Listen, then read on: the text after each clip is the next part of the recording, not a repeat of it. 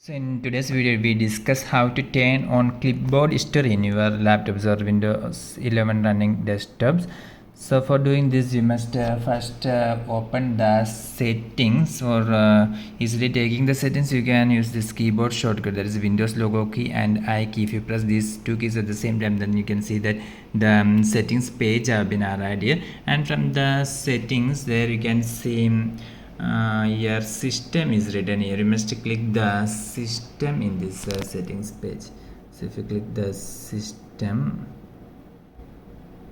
okay, in the system there you can see on the side, if here you can see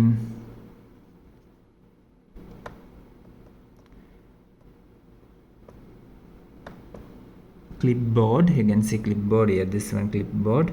So you must click the clipboard. So if you click the clipboard, then you can see that this page have been added, that is system clipboard, the clipboard history. Save multiple items to your clipboard. So if you want to turn on this, if you want to enable the clipboard history in your Windows 11 computers, you must simply toggle this and you must turn this on.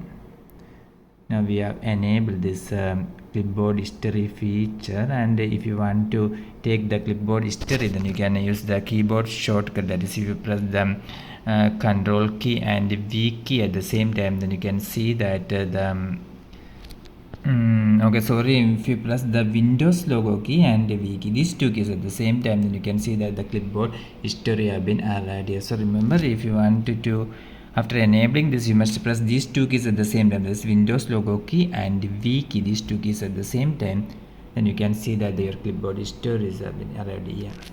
Of this video, see for more videos, subscribe and stay with Engineers Online. Thank you.